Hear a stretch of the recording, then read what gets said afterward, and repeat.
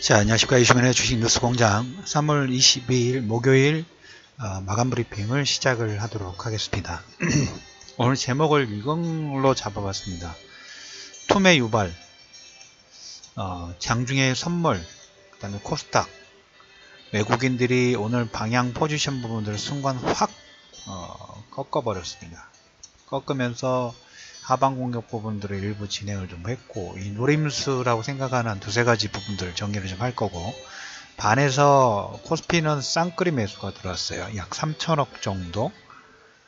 외국인들이 보면 전기전자 쪽, 금융, 화학, 의약품, 증권, 음식료, 서비스 되게 고르게 매수가 좀 들어왔습니다. 물론 전기전자 쪽 삼성전자의 상승이 이끌어지다 보니까 970억 정도, 거의 절반 이상이 이쪽 전기전자 쪽으로 집중되는 모습들이 좀 보였습니다.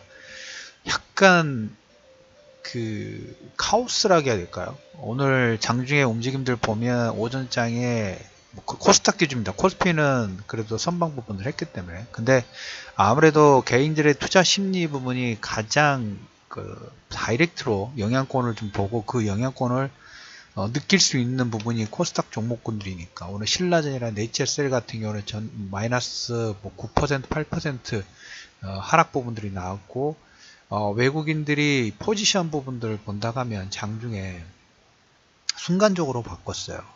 특히 예전에 우리가 보면 투자 심리 부분들이 약할 때 건들 때 보면 예전에는 3시가 마감이었죠. 1시 12시 반 1시 정도 투매를 유발시키는 매도 부분들을 강화를 시키면서 그 이후에 그걸 따르는 투매가 약간 유발시킬 때 그런 기법들이 가끔씩 나오긴 합니다. 오늘 장중에 가장 특징적인 부분들은 코스닥이에요. 오전장에 130억대 정도 매수가 좀 들어왔다가 순간 2시 약간 넘어서 130억대 매수에서 순식간에 거의 한 마이너스 200억, 그러니까 얼마입니까? 마이너스 200억에 130억이니까 순간적으로 한 시간도 안 돼가지고 300억, 200억하고 340억 가까운 매도 부분들이 집중적으로 쏟아졌던 게 코스닥이고, 오전장에 그에 앞서 선물 같은 경우에는 2000계약 정도 순매수 들어왔다가 이것도 역시 마이너스 한 1700계약까지, 이것도 따지면 거의 한 4000계약 정도 되죠.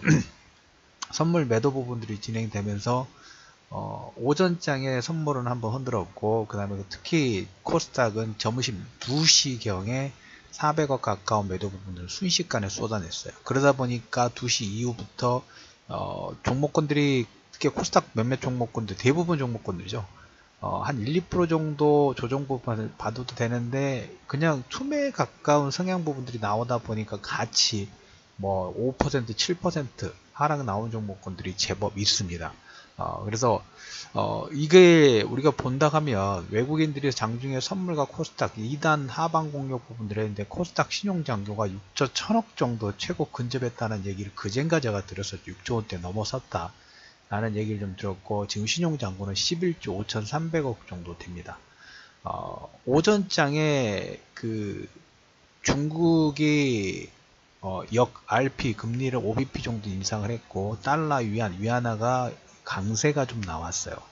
이 위안화 강세가 나오면서 지금 현재 장 마감 시점에 상해 종합 지수는 한 0.5% 정도 조정 부분을 좀 보내고 있고, 0.5% 좀 나왔는데 인도네시아라는 이런 나라는 또 1% 이상의 상승 부분들이 좀 진행되고 있어요. 니케이도 1% 정도. 우리가 이제 두 가지 변수가 남아 있다고 말씀을 좀 드렸어요. 두 가지 변수를 잠시 후에 얘기를 드리고, 오늘 코스닥 투매 부분들 한 400억 정도니까 장중 투자 심리 부분들을 꺾는 데는 분명히 공신 부분들 좀 했겠죠. 우리가 지금 주변에서도 금리 인상이라는 시그널 자체는 나쁜 게 아니라고 하는데, 우리가 예전부터 타성의 금리 인상 이꼬르 유동성의 횟수, 이런 공식 부분들을 가지고 있다 보니까 개인들의 투자 심리 부분이 그렇게 좋은 편은 아니죠. 글로벌적으로 금리 인상에 대한 시각 부분이 조금 안 좋죠. 그런 과정 중에 오늘 이제 외국인들이 코스닥하고 선물 쪽에 4000계약 정도 변동성, 그 다음 특히 코스닥에 400억 가까운 매도 부분이 하면서 이렇게 위아래로 흔들어 버리면 개인들의 투심은 더 꺾이죠. 꺾이는 모습이 어디로 반영이 됐나요? 코스피 코스피 대형주 쪽 매도로 나오기 시작했어요. 코스피 쪽 오늘 대형주 매도가 개인 투자자들, 외국인과 기관은 한 3천억 가까운 매수가 진행이 됐는데 외국인은 그만큼 3천억을 그대로 매도를 했어요. 코스닥은 좀 버티고 있어요. 15억 정도 순매수 조금 들어왔으니까 15억 뭐 없음, 거의 뭐 크게 들어온 것도 아니죠. 오전장에 들어왔다가 이제 그것도 빠진 거니까. 근데 그 코스닥의 투매가 일시적으로 나오니까 그 투자 심리 부분이 먼저 어디로 오냐, 코스피 쪽 매도를 하면서 물량을 뺏는 역할. 한쪽은 뺏으려고 투자 심리 부분들을 자극하고, 한쪽은 그 투자 심리 부분이 자극되면서 물량을 내놓고, 거기에 이제 신용잔고 6조 원 정도가 있다 보니까 이게 맞물려서 공략 부분들을 할 수 있는 가능성은 있죠. 자, 두 가지가 우리가 남아있다고 말씀드렸어요. 오늘이 이제 22일입니다. 목요일이고 내일은 금요일. 오늘 내일 22일과 23일 정도 아침에 그 텔레그램하고 카카오톡에 올려드렸던 것처럼 아침 브리핑에도 잠깐 코멘트를 드렸죠. 연간 예산안 관련된 셧다운이 될 건가 안 될 건가. 이것은 뭐 작년처럼 해서 셧다운의 문제 일시적으로 나올 수는 있겠죠. 그런데 그걸 가지고 파생은 얼마든지 공격하기, 그냥 변동성 전략 일부 쓸 뿐이다 라는 얘기하고, 두 번째가 이제 보호무역 관련된 부분이 확산되느냐 확산되지 않느냐. 워낙 이제 시장에서 말이 많다 보니까 역시 여기 개인 투자자들이 금리 인상과 무역전쟁 부분이 확산이 됐을 때 뭐 디플레이션이 되느냐, 글로벌 경기가 다운되느냐, 이건 불안 심리 부분들이 가질 수 있다고 봐요. 근데 제가 우리 방송을 들으신 분들에게 이런 얘기를 드렸죠. 제2의 플라자 합의 부분들이 될 수 있고 위안화가 강세가 되는지를 잘 보실 필요가 있다는 얘기 드렸죠. 오늘 그 약간의 시그널 부분들이 나왔어요. 중국이 이걸 대응하기 위해서 여갈피 부분들이 금리 인상 부분들 진행을 했고, 그 다음에 위안화가 소폭이긴 합니다만은 위안화 강세가 소폭 나오기 시작했어요. 그래서 두 사람이 합의 부분들 해야 되는데 뭐 철강이라든지 우리나라가 좀 잘 비켜나갈 수 있으면 더 좋은 부분이고, 어차피 미국은 타겟 자체가 중국이라든지 독일, 여기에 몇몇 국가들이 작년에 환율 보고서에 올라왔던 나라들이 가장 1차 후보군이라고 좀 보시면 될 것 같아요. 그래서 이런 변동성 구간이 보이는데 오늘 외국인들의 성향 부분들이 어느 정도 일부 표명이 됐다고 보시면 돼요. 코스닥은 잠깐 누르기는 하고 투매를 발생시키는 매도 부분들을 순식간에 때리기는 했습니다만은, 위에 바이오 쪽이라든지 신라젠이나 네이처셀 같은 경우는 최근에 문제가 좀 있었지. 특히 네이처셀 같은 경우에는 상당히 좀 문제가 좀 있었죠. 그걸로 인해서 계속 하락 부분이 나오는데, 여기에 물량 부분들이 좀 집중되고 거기에 연관돼서 나머지 종목군도 같이 수급에 투매 부분들이 나오면서 털리기 시작을 했고, 신용잔고 부분도 한 며칠 정도 있으면 이게 좀 영향을 좀 받을 것 같고요. 이런 투자 심리 부분들의 영향으로 코스피 대형주 물량 부분들 개인 투자자들이 다 조금씩 내놓기 시작했다는 거죠. 흔들리니까 대형주부터 매도를 하는, 그리고 이제 조금 더 있다가 코스닥 종목군들도 좀 어느 정도 털리면 여기서 또 V자 급등 부분들이 좀 나오겠죠. 그래서 외국인들은 코스닥이라는 투자 심리가 개인들에게 가장 민감한 섹터 부분들 건들면서 코스피 종목군들의 매수 부분들, 외국인 기관 다 마찬가지예요. 쌍크림 매수 부분들 좀 하고 있고, 다음 주면 이제 그 3월달 마지막 주입니다. 선물옵션 윈도우 드레싱 효과 부분이 1분기가 마무리되는 시점이죠. 그래서 이 두 메이저들은 이렇게 저가 매수 부분들 계속적으로 들어올 수 있는 가능성 자체가 있다라는 얘기를 좀 들어보도록 하겠고, 코스닥 신용잔고가 6조 원 정도지만 뭐 한 5조 원대까지 좀 하락 부분이 나오고, 그 다음에 코스닥 종목군들은 일단으로 기본적으로 실적이 되거나 아니면 거래량 없이 움직이는 변동폭에 나오더라도 그 부분은 여러분들 속으실 필요는 없어요. 왜? 시장으로 인해서 시장 수급이 오늘 어떻게 보면 오후장의 투매 부분들의 투자 심리 부분들 이용해 공격이 좀 들어온 거기 때문에 거기에 연동되실 필요는 없어요.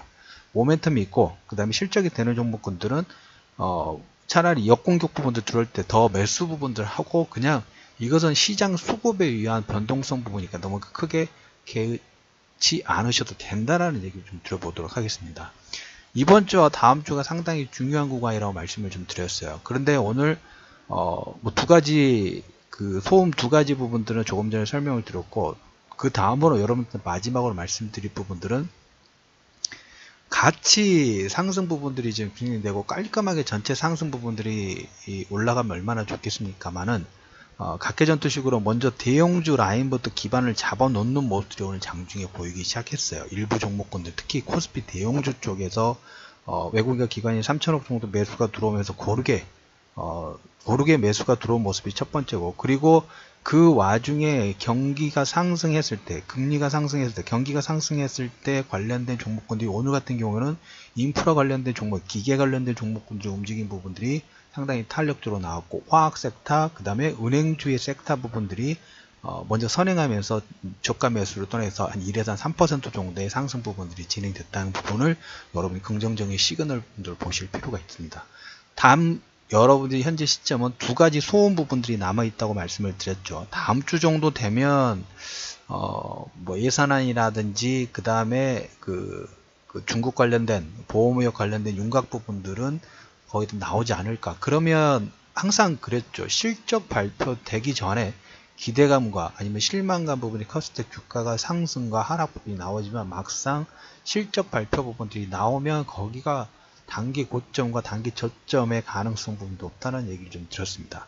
이번에 중국과 미국의 보험의혹 관련된 내용도 어떤 내용이 나올지 모르겠지만, 대략적으로 시장에서는 뭐 60조 뭐 이런 내용들이 나오고 있기 때문에 그걸로 인해서 출렁거리는 부분이 나올 수 있지만, 막상 그 내용이 나오게 되면 실적의 발표 전과 발표했을 때와 비슷한 케이스가 좀 될 가능성 자체가 큽니다. 그 내용이 결정이 될 이번 주 다음 주 변동성이 나오더라도, 그 다음 외국인들이 코스닥 가지고 장난을 치더라도 여러분들 흔들리실 필요는 없다는 얘기를 좀 드리면서, 3월 22일 저렇게 흔들면 기분은 나빠요.